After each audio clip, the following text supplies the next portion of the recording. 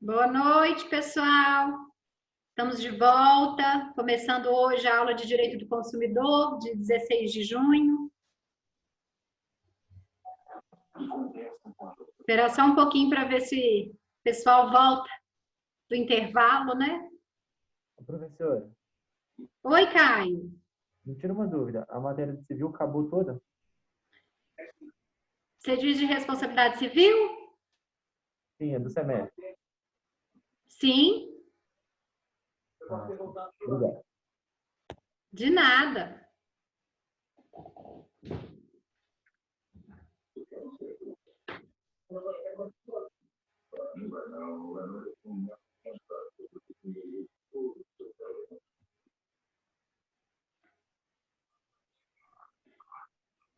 Hoje o pessoal está custando a chegar, né? A turma aí tomando cerveja, por isso. É, né? Em vez de eles ficarem de quarentena separados, aí fica tudo junto aí. Depois volta para a aula aí cheio de Covid. Sem Covid tá fácil, não. Pessoal, aula passada nós falamos de cobrança de dívidas, correto?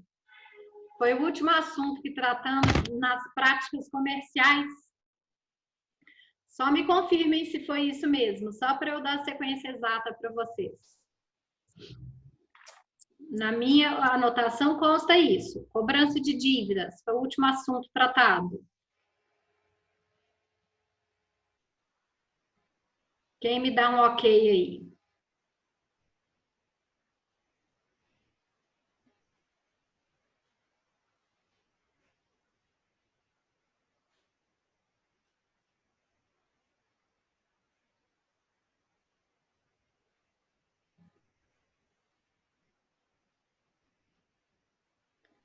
Bom, então, isso aí. Joia, Júlia. A Júlia, obrigada, viu? Então, joia. Pessoal, o último tema que tratamos na aula passada, e ainda estamos falando de algumas práticas comerciais, e terminamos a aula passada na cobrança de dívidas. Hoje nós vamos começar a falar de bancos de dados e cadastros. Os famosos bancos de negativação dos nomes. Vocês estão me ouvindo, gente? Sim, para mim tá tranquilo. Tá tranquilo, né? Tá, porque pareceu aqui para mim que alguns travaram. Eu falei, será que fui eu que travei? Não, né? Então nós vamos para os bancos de dados e cadastros. Nós vamos analisar basicamente lá no CDC o artigo 43. Artigo 43 do CDC começa lá dos bancos de dados e cadastros de consumidores. Bom, aqui, o que nós temos, gente? Que o consumidor, quando ele fica devedor de uma obrigação, devedor de uma dívida, além de sofrer toda a cobrança daquela dívida, nós falamos na aula passada que cobrar não é prática ilegal, né? É exercício regular de direito.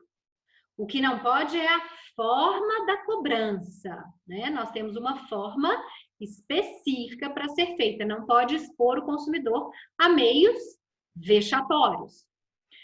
Mas além de cobrar essa dívida, o fornecedor também pode querer negativar o nome do consumidor, né? Então, ele pode ter aí o seu nome negativado. E aí, o que nós teremos? Vamos começar o artigo 43.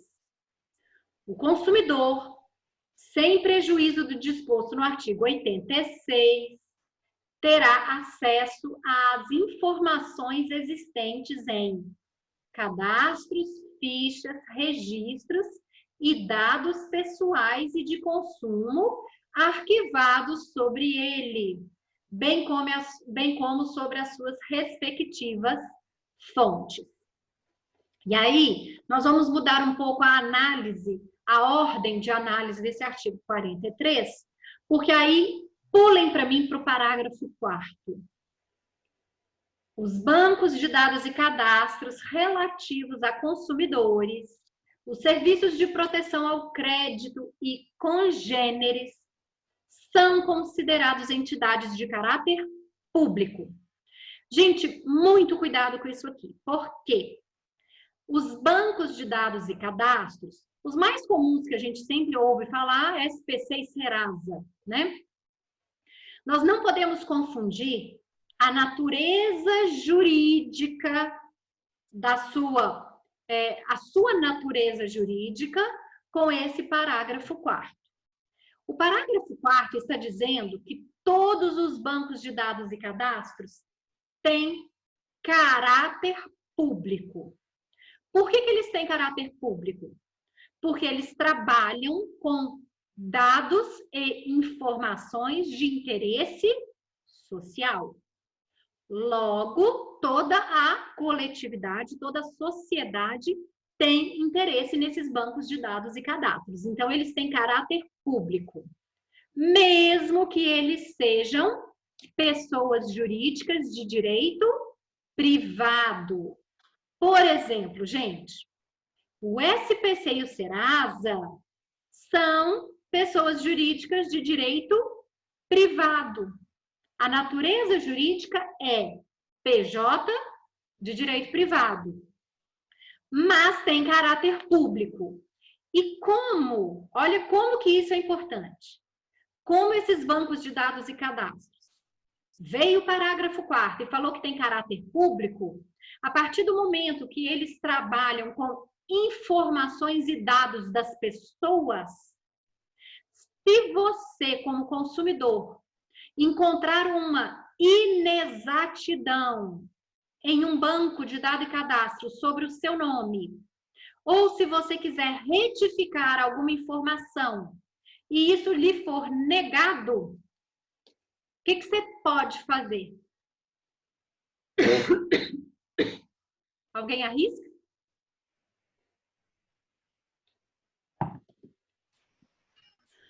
Justamente por eles serem considerados entidades de caráter público.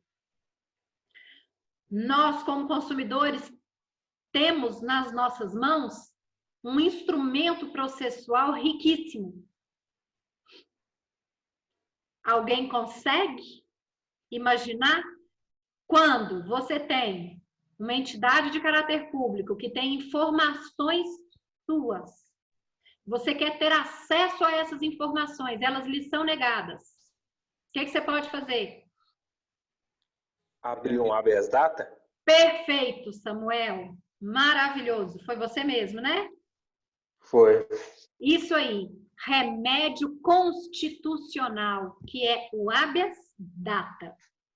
Ou seja, o que permite o consumidor usar habeas data contra bancos de dados e cadastros é esse parágrafo 4º. Porque vocês lembram que o habeas data só cabe contra órgãos públicos? Vocês lembram disso lá do direito constitucional? E se o SPC e o Serasa são pessoas jurídicas de direito privado, em tese, caberia habeas data? Em tese, não. Mas por que cabe? Porque esse parágrafo 4º veio e disse que, mesmo sendo pessoas jurídicas de direito privado, são de caráter público. Então, elas são equiparadas a entidades públicas. Por isso, cabe o habeas data. Tá certo? Muito bem. E aí, nós teremos mais questões importantes. Voltando lá agora para o parágrafo 1º do artigo 43. Os cadastros e dados de consumidores devem ser objetivos, claros, verdadeiros e em linguagem de fácil compreensão, não podendo conter informações negativas referentes a período superior a 5 anos. Então, aqui nós vamos ter duas questões importantíssimas. A primeira é, no começo do parágrafo primeiro, nós temos, de novo, o cumprimento do princípio da transparência, ao exigir que tudo que seja colocado sobre o consumidor seja objetivo, claro, verdadeiro, em linguagem de fácil compreensão. Princípio da transparência. E depois nós temos esse prazo de 5 anos. E aqui, tomem bastante cuidado, porque eu já vi muita gente, mais assim, leigos, né, que às vezes não entendem muito de leis. Já vi muita gente falar assim, ah, quer saber? Eu não vou pagar essa dívida mesmo, não. Por quê? Meu nome vai ficar negativado. Mas aí ele fica negativado 5 anos e depois limpa meu nome. E aí, pronto, eu não preciso pagar mais. Gente, esse prazo de 5 anos, realmente, é o prazo que o nome pode ficar negativado. Mas não é prazo prescricional da dívida, tá? Então, não confundam com isso. O nome só pode ficar negativado pela dívida durante 5 anos. Mas o fornecedor pode, mesmo tirando o nome do banco negativado, ele ainda pode usar os meios para cobrar a dívida, obviamente até o prazo prescricional daquela dívida. Então, não é que a dívida some, não é que o consumidor vai ficar isento do pagamento, mas em 5 anos o nome tem que ser retirado.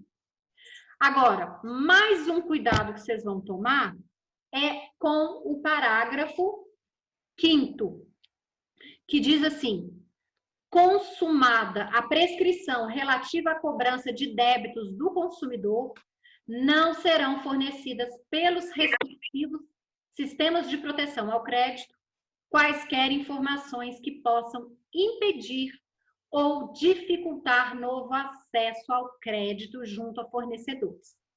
Então, tomem cuidado porque normalmente o prazo pelo qual o nome pode ficar negativado é 5 anos.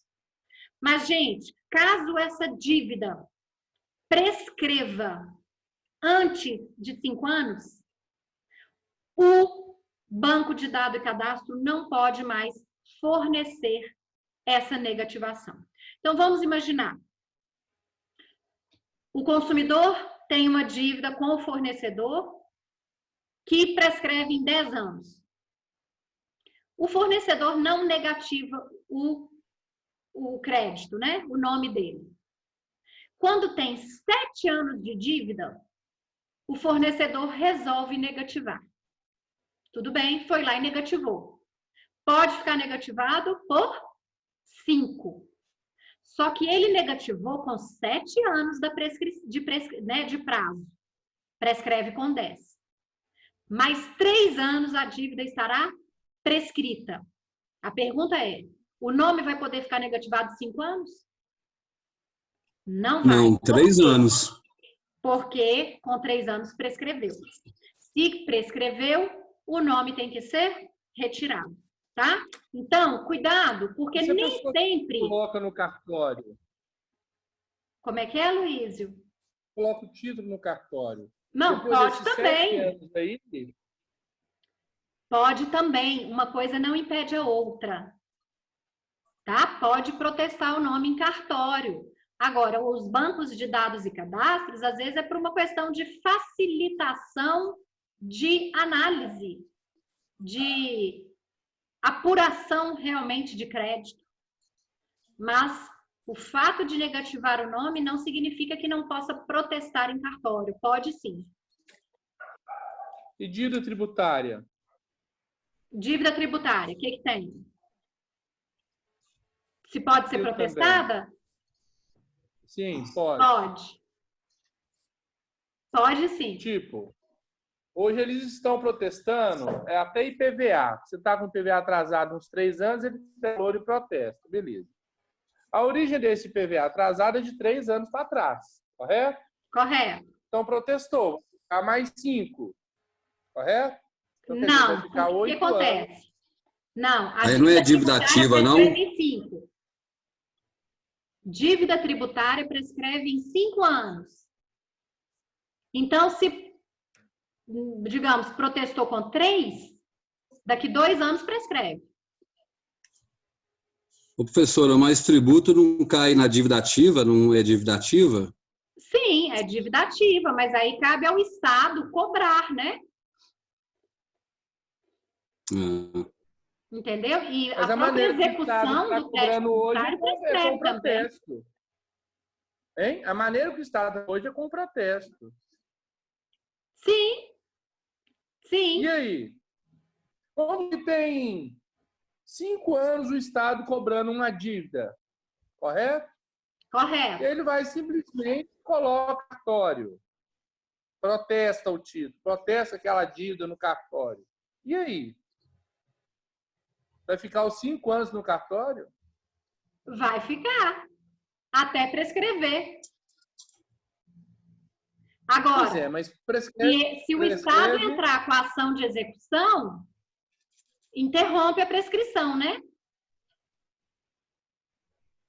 Entendeu? Então, a questão é, o Estado executou ou não executou? Porque se ele executou, pronto, interrompeu a prescrição, aí tudo bem. Aí ele vai ficar tentando achar bens para penhorar ou... Mas e o processo vai ficar por quanto tempo? Aí até o pagamento, porque não teve a prescrição. Entendeu? Se protestou antes de prescrever e o Estado entrou com a ação de execução, interrompeu a prescrição. Entendi. A prescrição ela acontece em quantos anos? Crédito tributário, 5 anos. 5 Tá lá, anos. Então, tá lá no Código Tributário Nacional, no CTN. Ele tem 5 anos para poder executar. Se consegue receber, se ele não consegue executar em 5 anos, ele protesta, correto? Correto. Tá. E aí, vamos supor que falta 6 meses para poder prescrever 5 anos. Aí ele entra com a ação de execução. Hã? Aí ele entra com a ação de execução, que aí interrompe a prescrição. Depois do protesto? Mesmo depois do protesto. Ah, entendi. Porque o protesto é um meio... O protesto é um meio coercitivo, né? Para forçar o contribuinte a pagar. Se mesmo com protesto ele não pagou, aí o Estado tem que executar para não deixar prescrever. Entendi. E essa ação de execução demora quanto tempo?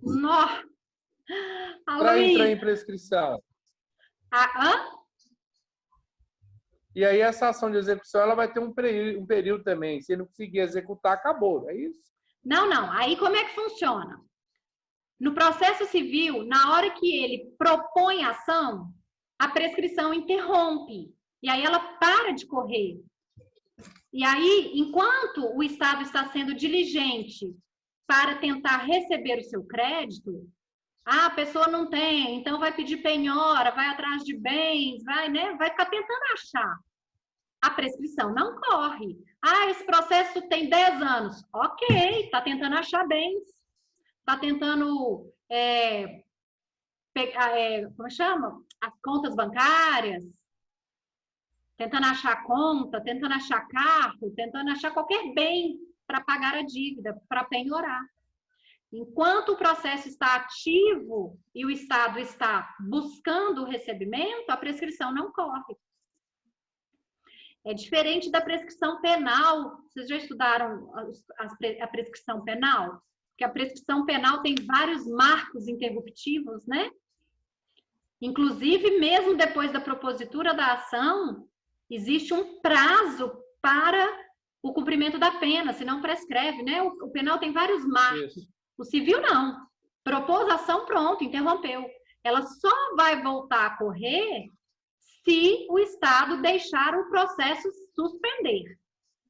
Caso contrário, não, está suspenso. Ô, Ok? professora, mas no caso da dívida privada, mesmo, vamos supor, se protestou e ficou lá 10 anos, o protesto prescreve? O título estando protestado? Não, protesto Não, não prescreve. Não, não prescreve. não. Certo? Mas o nome não pode ser dado como negativado. Nos bancos de dados e cadastros, né? Sim. SPC, Serasa, e aí tem outros bancos aí. Nos bancos, o nome só pode ficar por cada dívida, no máximo 5 anos, ou se prescrever antes. Tá. Professor, aproveitando o ensejo, hoje eu enviei no seu e-mail o trabalho interdisciplinar que nós fizemos lá do terceiro período. Eu lhe enviei hoje aí, tá? Para o trabalho semestral da sua matéria. Tá certo, Júlio. Obrigado, Ok? viu? Obrigado a Eu você. mandei, professora. Você recebeu? Marco também mandou, eu vi. Recebi também. Valeu. Viu? Podem ficar tranquilos. Dá Bom, uns 20 lá, hein? Dá uns 20 com... 20. Ô, Júlio, vale só 10. Que isso? Sobrou só 10? Sobrou só 10 Vou do trabalho. entrar em desespero, meu Deus do céu. Ô, Jesus. Bom, então, muito bem. O prazo lá de 5 anos, né? Uma outra questão importante está aqui no parágrafo 2º. A abertura de cadastro, ficha, registro e dados pessoais e de consumo deverá ser comunicada por escrito ao consumidor quando não solicitada por ele. Ou seja, quando o nome do consumidor vai ser negativado, ele tem que ser comunicado dessa negativação, tá? Gente, o que mais tem é ação de danos morais por negativação de nome por falta de comunicação ao consumidor, tá? Então, pode negativar, não tem problema nenhum, mas o consumidor tem que ser comunicado antes e essa comunicação tem que ser por escrito. Qual que é a forma mais comum que sempre é o mais comum que acontece? Carta com AR, porque aí o AR é uma comunicação por escrita, tá? Se seu nome foi negativado sem você saber que ele seria, isso aí cabe a ação de indenização por danos morais, mesmo que você seja devedor, tá? Porque o problema não é a dívida, o problema é a comunicação, que tem que ser prévia, justamente para o consumidor poder se defender. Professora, Diga. e quando se dá dessas empresas que compram títulos de dívida, essas empresas de cobrança, e aí começam a enviar e-mail, enviando e-mail e tal, pode-se alegar que o originário da dívida não é a empresa de cobrança? Não. Não? Júlio, o que acontece? Os créditos podem ser vendidos, não tem problema nenhum. Por exemplo, isso é uma atividade própria das factorings. Uhum. O que é uma factoring? É uma empresa que vive de comprar créditos. Então, vamos imaginar, você me deve R$1.000 para você me pagar daqui 40 dias. Eu estou precisando de dinheiro agora. O que eu faço? Vendo meu título para uma factoring. Ela me dá, em vez de 1.000, ela me dá 800, 700. E daqui 40 dias, ela vai cobrar de você. Tá? Então, isso não é ilegal, não tem problema nenhum. A partir do momento que daqui 40 dias a dívida venceu e você não pagou, essa empresa que comprou o crédito tem legitimidade para te cobrar, porque agora ela é a nova titular do crédito. Inclusive, ela pode sim negativar o seu nome, caso você não pague, desde que você seja comunicado previamente. Tá. Mas e na questão do contrato principal? Vamos supor, eu tinha lá com o Banco Santander um contrato de empréstimo, que ele se negativou, eu não paguei, a empresa foi lá e comprou a dívida né, a minha dívida com o Banco Santander, mas aí depois ela quer me cobrar uma taxa de juro fora do que eu tinha contratado com o Banco Santander. Não, aí não. Aí é Não? cláusula abusiva, Uhum. tá? Aí isso não existe, Então, não. tem que ser nas mesmas prerrogativas do contrato inicial que eu firmei com a banca, com a empresa originária. Isso aí, Tá. tá? Porque senão Uhum. vira prática, com certeza, cláusula abusiva. Mas e eles enviarem e-mail, ficarem enviando e-mail, muitos e-mails, isso pode? Tem alguma coisa que cessa isso? Olha, é aquele assunto que nós conversamos na semana passada, né? Que aí a gente cai na cobrança de dívidas. O consumidor pode ser cobrado, ele só não pode ser cobrado de uma forma que cause constrangimento a ele. Então, assim, você deve, mas você recebe 20 e-mails por dia, 30 ligações por dia. Isso pode estar te constrangendo na sua vida cotidiana. Então, isso aí, conforme for, pode caber, sim, uma indenização por danos morais. Sim. Tá certo? Ok. Muito bem. Então, pessoal, de bancos de dados e cadastros, era isso que nós tínhamos para falar, tá? Esses são os pontos importantes aqui. A questão dos 5 anos ou a prescrição da dívida, a comunicação prévia por escrito ao consumidor, a possibilidade do uso do habeas data por terem caráter público e o princípio da transparência. Alguma dúvida, alguma pergunta? Paula, Diga. eu cheguei um pouquinho atrasado, só uma questão que eu não peguei direito. A comunicação via carta registrada AR, se ela for recebida por um terceiro, pode ser contestado? Pode. Porque alguém tem que assinar, não é? A carta com AR. Se ela for recebida por um terceiro, pode se contestar? Pode, com certeza, Júlio. E aí vai cair uma matéria probatória. Então, por exemplo, vamos imaginar, eu sou a consumidora que vou ter o meu nome negativado, eles mandam uma carta com AR para mim. E aí, quem recebe é o porteiro do meu prédio. Eu vou contestar, falando, não, mas ele assinou, eu não fiquei sabendo.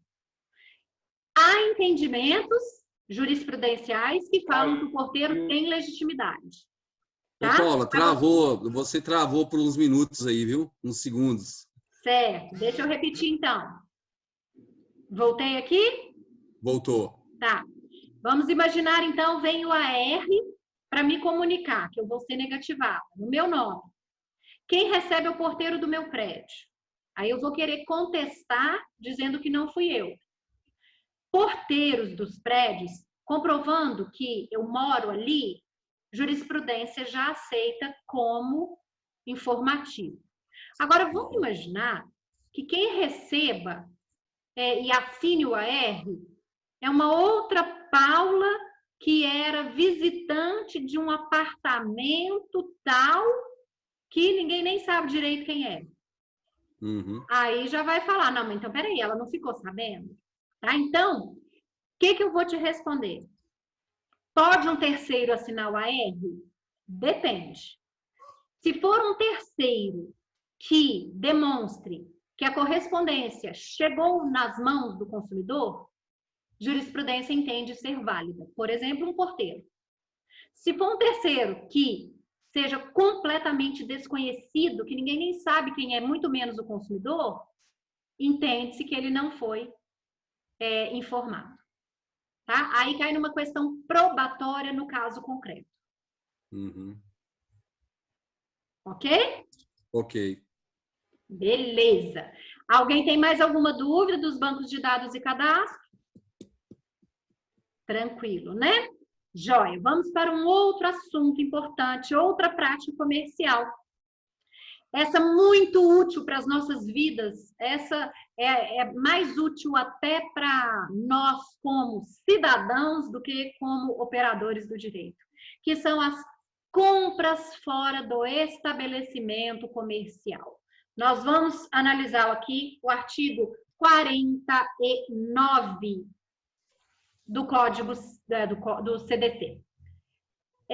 Pessoal, já ouvi também tanta gente falar assim, eu comprei qualquer coisa, um produto qualquer numa loja, e na hora que eu comprei, eu gostei, eu estava achando legal e bonito. Mas depois que eu cheguei em casa e fui ver direito, eu não gostei mais. E aí eu voltei lá para trocar e a loja não quis trocar. E isso é ilegal, porque eu sei que eu tenho 7 dias para trocar. Pessoal, não é bem assim, tá? Vamos entender que essa desistência que pode acontecer, que tem sim o prazo de 7 dias, não é para qualquer compra, somente para as compras fora do estabelecimento. O que é considerado compra fora do estabelecimento?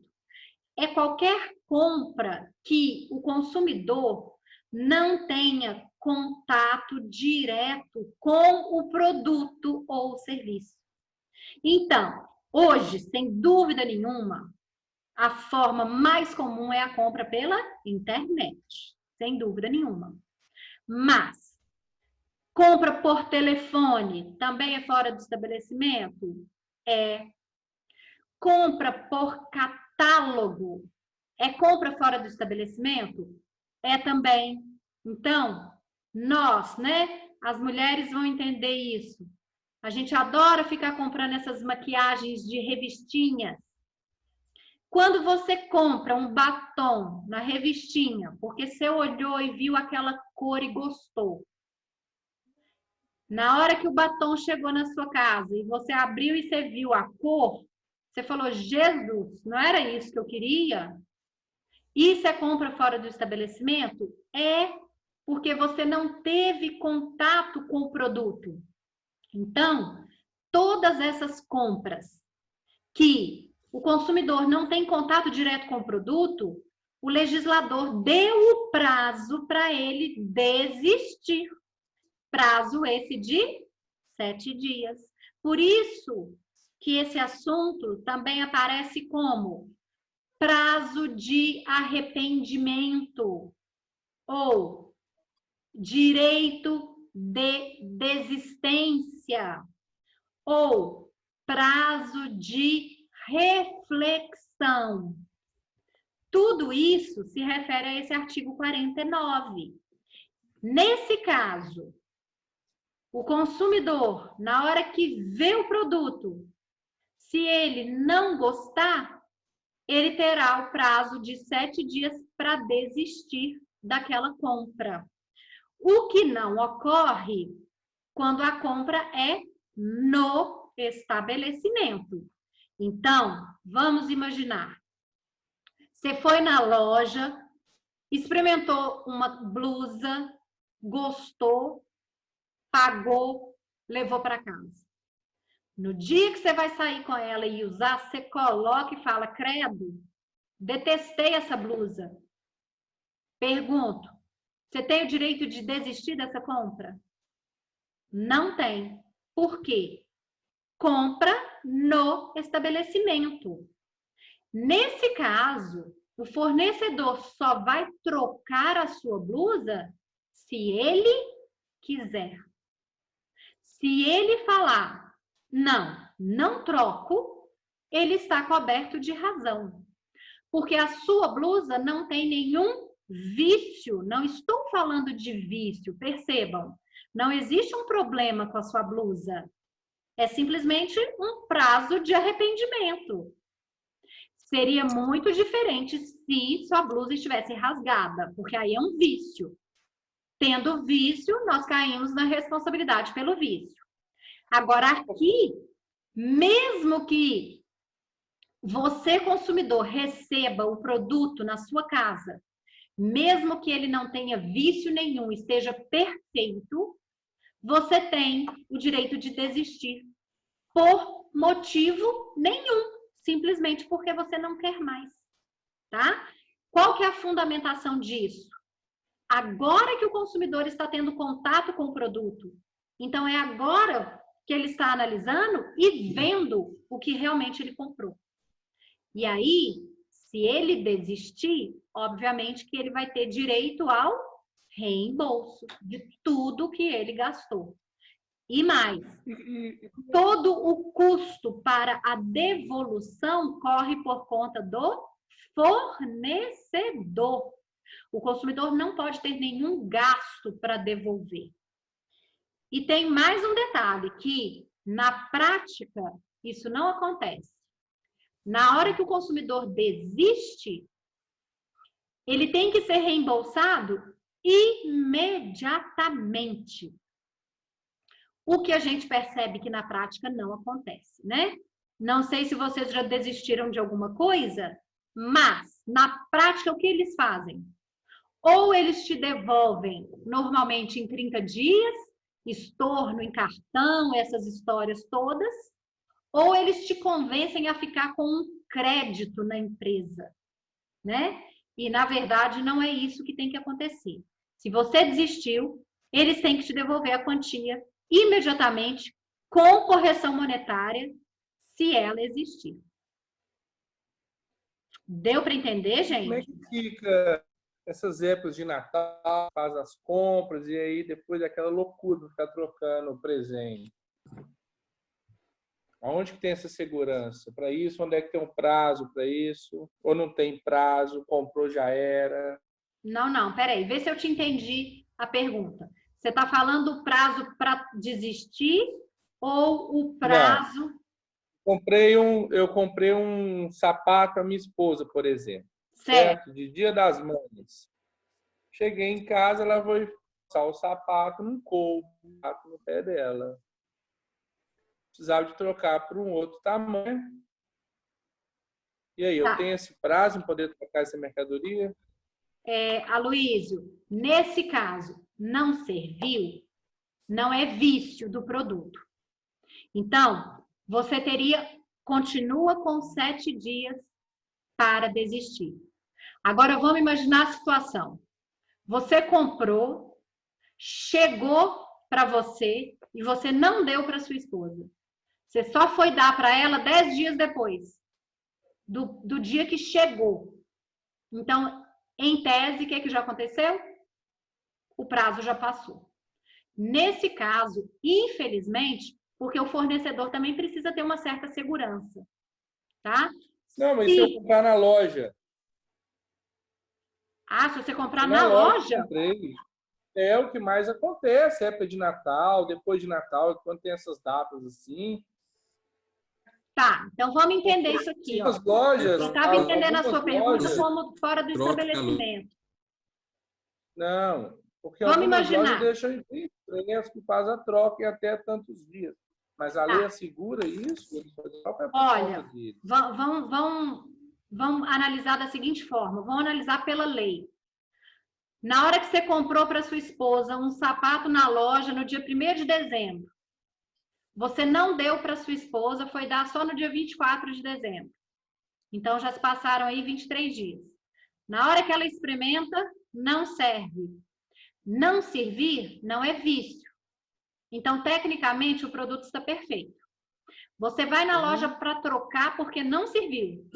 Pergunto, a loja está obrigada a trocar, gente? Não, só se tiver acordado antes. Né? Na verdade, nem se tiver acordado antes. Por quê? A loja está obrigada se houver um vício. Qualquer outro tipo de troca está dentro da autonomia da vontade. A loja troca se quiser. Agora, normalmente eles trocam por quê? Porque isso é política de marketing. Porque se a loja não trocar, você nunca mais volta lá e ainda faz propaganda negativa, né? Agora, gente, pela lei, ela não está obrigada a trocar. Por quê? Isso não é vício. O produto está perfeito. Deu para entender, Luísa? Deu para responder? Deu para entender. Ô, Paulo, deixa eu te narrar um fato que aconteceu comigo. É uma situação que normalmente acontece nessas lojas de eletrodoméstico. Você chega para olhar um determinado produto, aí o vendedor fala assim, eu não tenho esse, mas por exemplo, eu tenho essa cor, mas vamos olhar aqui no meu computador aqui, o que tem no estoque. Quando você faz a compra visualizando pela mídia ali dentro da loja, ela caracteriza a compra fora do estabelecimento ou dentro do estabelecimento? Fora. Fora. Fora. Então, se a pessoa quer efetuar a compra e depois quiser desistir, a loja tem que fazer o estorno da compra. Tem, obrigada. É porque eu vivi uma situação dessa há um tempo atrás, eu morava no interior, e aí eu me desloquei para uma loja para comprar um produto. Quando eu cheguei, não tinha a cor, não tinha mais o produto, tá? E aí o cara falou assim, a gente vai chegar para a gente tal dia, tem. Aí eu falei assim, mas eu trabalhava viajando e tal, eu não vou estar aqui. Eu falei assim, mas vamos olhar aqui o que eu tenho no estoque. Aí eu visualizei pelo sistema interno deles de estoque, entendeu? Não tive contato físico com o produto. Acontece que, passado um dia, no dia seguinte, no dia anterior, eu vi uma promoção em outra loja e falei assim, muito mais em conta. E eu voltei até a loja para tentar fazer o cancelamento, eles não ataram. E eu procurei o PROCON do interior, e o PROCON do interior falou que não era de direito fazer o cancelamento dessa. Teria que aguardar a entrega. Não, Júlio, a ideia é o seguinte: toda vez que você compra um produto que você não teve acesso direto a ele, isso é fora do estabelecimento, mesmo que você esteja dentro da loja. Se eu tivesse conhecimento na época, ia dar um balai de gato esse negócio. Viu? Ia, com certeza. Você poderia propor uma ação, né? Talvez eles não iriam aceitar por bem, mas com certeza judicialmente você ia ganhar isso. Tá? Esses dias eu vi o caso, a moça, ela comprou móveis de piscina, essas cadeiras de plástico, espreguiçadeiras, de um estande que estava montado dentro de um shopping. No estande tinha alguns mostruários, uma cadeira, uma espreguiçadeira, uma mesa, e tinha os catálogos. A moça foi lá e comprou desse estande com esses mostruários. Na hora que chegou, ela tinha pedido uma cor bege. Na hora que chegou, ela não gostou, porque era muito escuro. E ela pediu a desistência, eles falaram que não cabia porque tinha sido compra no estabelecimento. Ela entrou na justiça e ganhou. Por quê? Ela não teve acesso direto ao produto que ela comprou. Ela teve acesso a um mostruário que não era o produto dela. Então, foi considerado compra fora do estabelecimento. Por isso que, às vezes, eu trabalhei muito tempo viajando para o interior de Minas. Conheço o nosso estado bem, eu falei que eu fiquei 2 anos e meio lá no sul de Minas. Esses órgãos de proteção do crédito do consumidor, defesa do consumidor no interior, eles são muito pactuados com a regionalidade, né? E, obviamente, no meu caso, veio ocorrer que o cara que era responsável pela seção do PROCON na cidade, provavelmente poderia ser conhecido o dono da loja e não quis, tipo assim, com certeza. Abafou a questão, né? Abafou a questão. Com certeza. Né? Não quis criar, às vezes, uma indisposição. Sim. Né? Mas, às vezes, eu acho que consumidor ainda, a informação ainda é muito pouco divulgada. Sabe, assim, toda vez... O acesso à informação ainda é muito restrito, né? Não é divulgado amplamente. Não é. Não há uma campanha maciça de esclarecimento para que torne visível e amplo a todo mundo. Eu falo que algumas leis deveriam ser matérias de escola, sabe? O adolescente já devia ter na escola alguns, pelo menos que fossem noções básicas. E consumidor é uma delas, né? Então, tem tanta gente, vocês imaginam, vocês que estão no curso de Direito, já indo aí para metade do curso, imaginem tanta coisa que eu falei aí esse semestre, que vocês, que são pessoas extremamente esclarecidas, vocês falaram, nossa, eu não sabia disso. Se vocês têm essa sensação, vocês imaginam a grande massa da população, né? E aí a gente precisaria muito de uma atuação coletiva, de uma defesa coletiva, o que também a gente, ainda no nosso país, está bem a desejar, né? O Ministério Público, que seria o grande defensor da sociedade de consumo, ainda é muito tímido na proteção do consumidor. Do direito do consumidor, É. verdade. Né? E muitas coisas aí que acontece, a gente acaba deixando para lá. Né? Aproveitando, Paula, nós já temos delegacias especializadas em direito do consumidor? Nós já temos? Temos, né? Sim. E como que rege a atuação delas? Como que é a atuação delas? Ela recebe denúncia diretamente ou não? Sim, recebe denúncia. Porque, inclusive, Júlio, depois aí, se você tiver com código, nós temos os crimes de consumo. A partir lá, dê uma olhadinha para você ver, a partir do artigo 61. No próprio CDC, nós temos as infrações penais. Ou seja, crime mesmo. Tá? E você vai perceber, depois você dá uma lidinha nos crimes, muitos deles são cópias de práticas abusivas. Então, a prática abusiva, ela vai ter repercussão civil e penal. E aí, com base nisso, nós temos as delegacias de proteção ao consumidor. Então, vamos imaginar, se você for vítima... Pode perguntar. O que falta, então, para ser uma fiscalização mais efetiva é a estruturação dessas delegacias, né? Com efetivo humano para atender as demandas. Exatamente.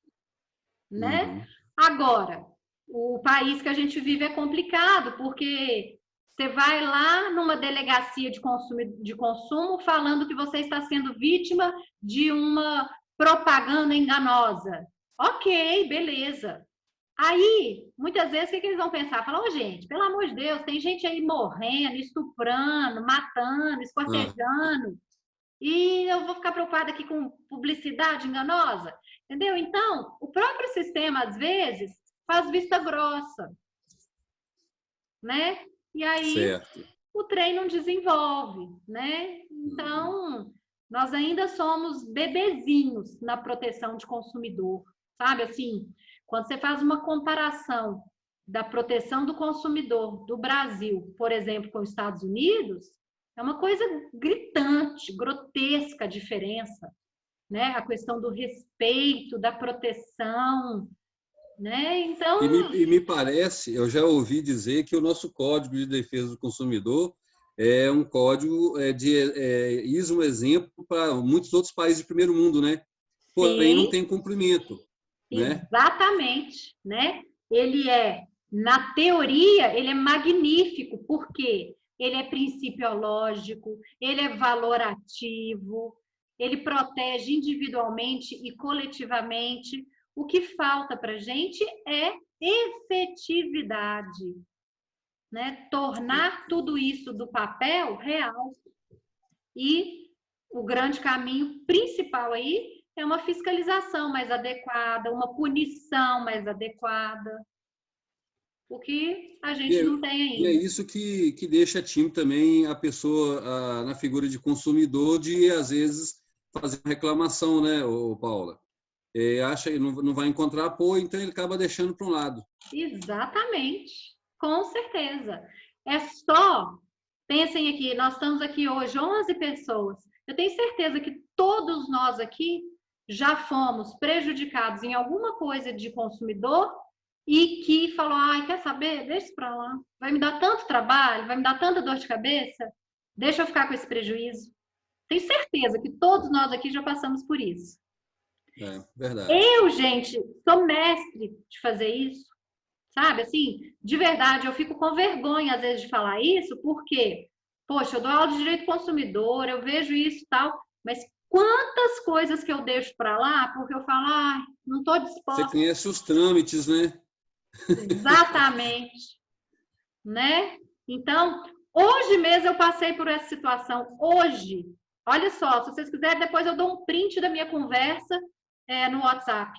Eu estou mexendo com uma obra de um imóvel que nunca teve morador. Eu sou a primeira moradora. Só que o imóvel já tem mais de 5 anos. Ele ficou 5 anos fechado. E eu sou a primeira moradora. O engenheiro que está mexendo lá para mim me ligou e falou assim: Paula, já detectei aqui algumas coisas estragadas. Nunca foram usadas e estão estragadas. Uma coisa da descarga, um quadro elétrico, umas coisinhas assim. Você podia olhar na construtora, porque nunca foi usado, então tem garantia. Liguei lá. De cara eles me falaram: ah, sinto muito, porque são 5 anos de garantia, não tem mais. Aí... Você é a primeira moradora, a garantia começa a valer de você. Aí, na hora que eu ouvi isso, eu falei: ai, meu Deus. Aí eu liguei para o meu engenheiro, falei: me fala aqui, quanto mais ou menos que vai ficar isso? Aí ele fez uma conta assim para mim, que não ia chegar mais ou menos em R$300. Na hora eu falei: ah, quer saber? Deixa para lá, eu pago. Mas olha que absurdo, entendeu? Porque mas você pode agora entrar com a ação de reembolso, ressarcimento aí. Sim, né? Você resolve o seu problema, mas ainda não prescreveu o seu direito. Exatamente. E assim, o certo mesmo seria eu nem pagar e pleitear que eles consertassem, né? Mas a gente faz isso. E às vezes... Ainda pode entrar com perdas e danos também, né? Pode pedir perdas e danos? Posso, claro. Né? Vamos imaginar que eu não conserte e isso atrapalha a minha obra, né? Agora, a gente pensa assim, infelizmente, né? Então, eu tenho certeza que todos vocês também já passaram por isso. Muitas vezes. Né? Muito bem, então, vamos dar uma olhadinha lá no 49? Eu falei tanto dele e nós não lemos. Vamos lá.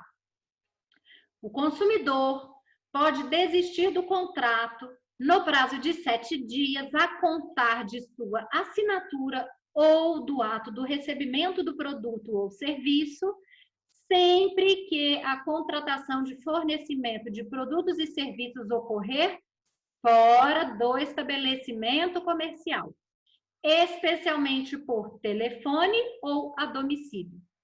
Parágrafo único. Se o consumidor exercitar o direito de arrependimento previsto neste artigo, os valores eventualmente pagos a qualquer título durante o prazo de reflexão serão devolvidos de imediato, monetariamente atualizados. Ok? Então, de imediato, eu acho que eu nunca vi alguém receber, né? Já vi gente receber, mas em alguns dias, às vezes em algum mês, às vezes um estorno, mas de imediato, nunca vi. Se alguém já tiver recebido, eu vou ficar até surpresa, né? Mas é o que deveria fazer, era o certo. Até aqui, gente, alguma dúvida? Alguma pergunta? Agora, Paula, no descumprimento do artigo 49, quando não ocorre o reembolso de forma imediata, qual que é a ação cabível numa situação dessa? Na verdade, Júlio, é aquela coisa, né? Eu desisti hoje, amanhã o dinheiro tinha que estar na minha conta. Se ele não está, você pede uma ação de restituição. Aí, só o prazo da sua ação, o tanto que vai demorar para você receber, às vezes é melhor aguardar o prazo que eles pediram. Mas aí, assim que entrar com a ação de restituição, começa a incidir outras cobranças também, né? Porque aí você pode já, às vezes, pedir perdas e danos. Né? Se arrasta por um tempo, né? Arrasta? Com certeza.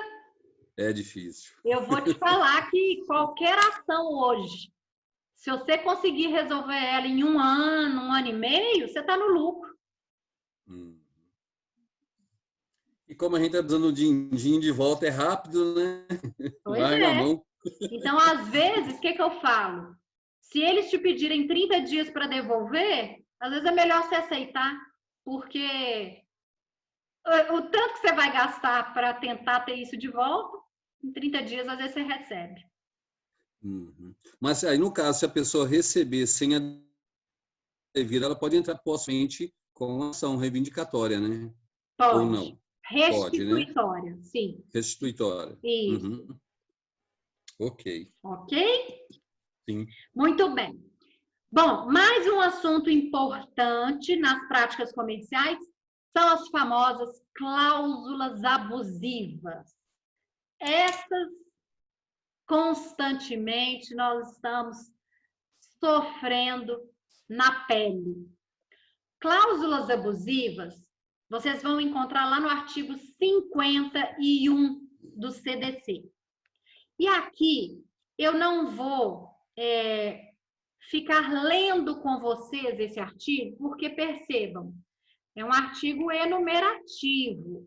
Nós temos aqui vários incisos. O que eu quero destacar com vocês? Primeiro, são nulas de pleno direito. Gente, cláusula abusiva é nula e não anulável. Não sei se vocês lembram disso lá do Direito Civil 1, quando a gente começa a aprender Direito Civil. A diferença de nulidade para anulabilidade. Basicamente, nulo tem efeito ex tunc. O que é o efeito ex tunc? Retroage. Ou seja, é nulo desde o início. Nulidade não produz nenhum efeito. E o que é anulabilidade? Efeito ex nunc. Ou seja, não retroage. Só é nulo da decretação para frente. Os efeitos porventura produzidos se mantêm. Então, qual que é mais grave? Nulidade é muito mais grave do que anulabilidade. E aqui o legislador colocou cláusula abusiva como nulidade. Ou seja, são circunstâncias realmente graves para o consumidor, que não podem produzir nenhum efeito desde o início. E aí, o artigo 51 continua. São nulas de pleno direito, entre outras, as cláusulas contratuais relativas ao fornecimento de produtos e serviços que, entre outras, ou seja, essa enumeração é uma enumeração exemplificativa e não taxativa. Ou seja, podemos ter outras cláusulas abusivas em outras leis? Sim, podemos e temos. Vocês já devem ter estudado direito econômico. Nós temos a lei do CAD.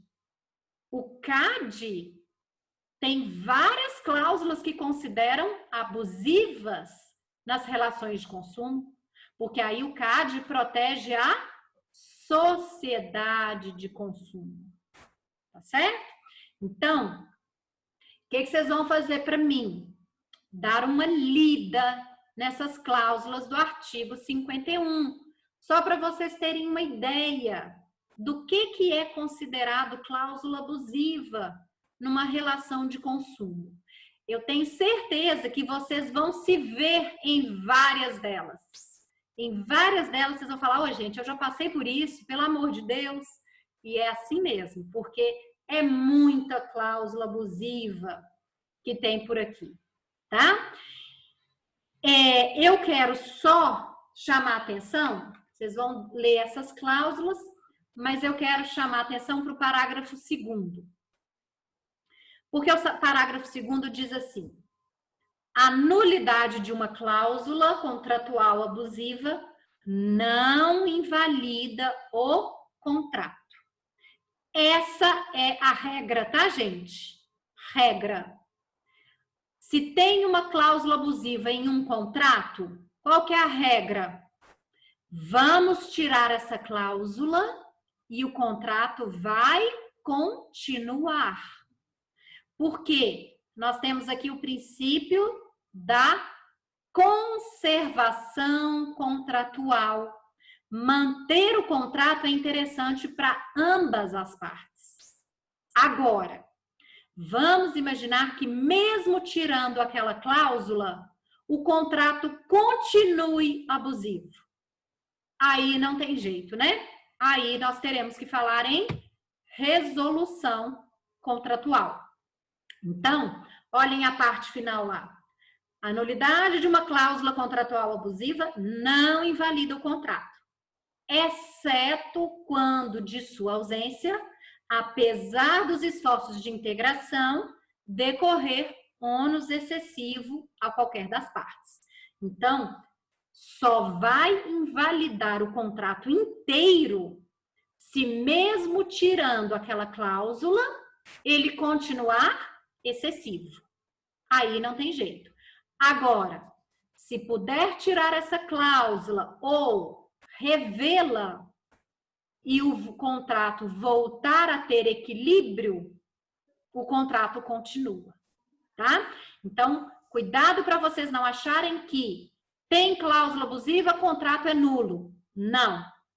Tem cláusula abusiva, a cláusula é nula. Se der para tirar a cláusula e o contrato continuar, ele continua. Tá certo? Essa é a regra. Beleza? Até aqui alguma dúvida? Até aqui alguma pergunta? Ô, Paulo, mesmo se a outra parte se manifestar contrário, olha, desde que a cláusula abusiva, eu não quero mais, então, permanecer com o contrato. Assim... Tem que entrar na questão do descumprimento do contrato. Exatamente. Multas e tal, não? Exatamente. Isso aí, Tá. Júlio. Vamos imaginar, tem uma cláusula abusiva e por causa disso você não quer mais o contrato. Aí o juiz vai ter que pensar o seguinte: mas teve descumprimento contratual?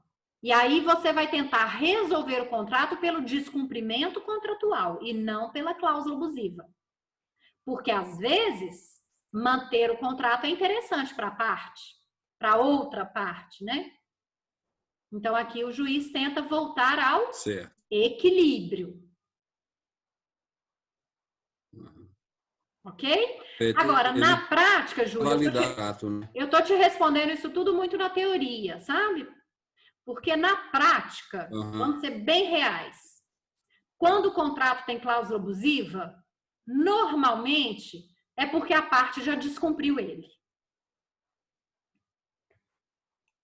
Ah, ok. Né? Então, assim, normalmente as coisas vêm muito atreladas. Né? Agora, com certeza, vai ter que analisar o caso concreto. Isso é muito, assim, muito comum. Contrato de plano de saúde, contrato de banco, contrato de telefonia, internet, né? Internet, esses... TV a cabo, nossa senhora, gente, esse povo pinta e borda com a gente. Ô, Paula, quando a gente...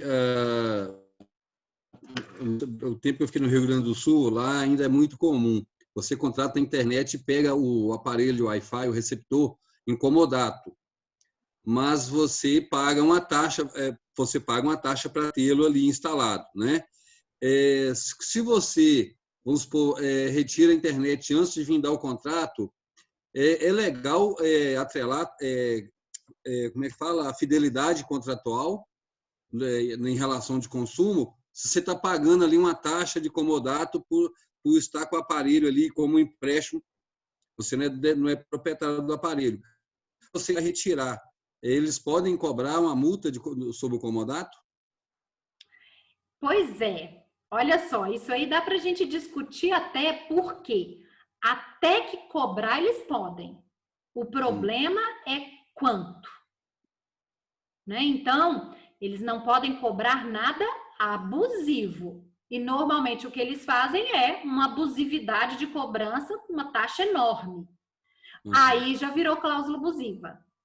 Agora, se você está finalizando antes do prazo, tecnicamente, eles podem sim cobrar alguma multa, digamos assim, tá? Uhum. Agora, não pode ser nada abusivo.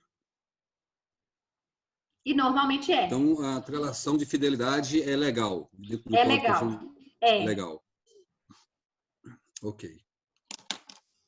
Ok? Uhum. Muito bem. Pessoal, até aqui alguma dúvida? Não. Bom, nós ainda temos alguns assuntos para acabar a matéria. Pouquinhos. Mas, de qualquer forma, já são aqui 10h15 e eu não vou conseguir dar o próximo tópico. Nós ainda temos para falar de recall, nós ainda temos para falar relação de crédito e financiamento e ainda temos a compra e venda em prestações. Então, como nós ainda, eu não vou, se eu for falar hoje, eu vou ter que correr muito para acabar a aula no horário. Então, vamos deixar esses temas para a próxima aula, porque a gente ainda tem aula que vem.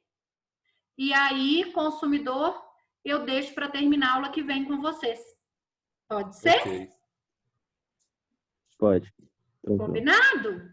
E aí a gente termina essas práticas comerciais e aí é bom que na aula que vem, esses temas eu não vou gastar a aula inteira para falar deles, eu vou dar uma noção para vocês da proteção coletiva do consumidor. E aí nós vamos falar, vou só mostrar para vocês, porque esse é um tema que a gente estuda em direitos difusos e coletivos.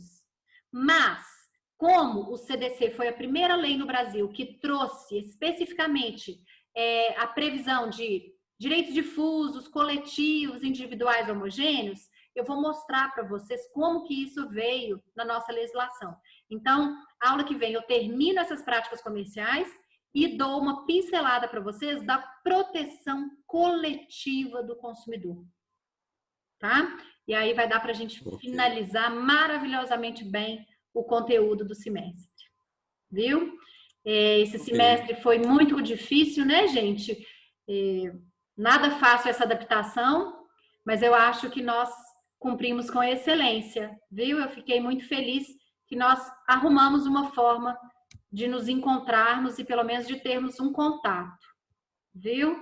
Eu espero do fundo do coração que eu tenha conseguido passar alguma coisa para vocês nesses meses de encontros virtuais.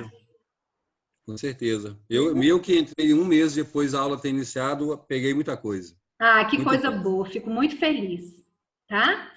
Só não gostei da minha nota da primeira prova. Acho que aquela resolução que eu dei lá era o Júlio vai formar na faculdade falando dessa prova. Lá no 10º período você vai estar falando, mas aquela prova... Essa prova tirou o meu sono. Ai, mas vai dar tudo certo. Mas tudo bem, está sendo muito proveitoso. Que coisa vai boa. Sim. Né?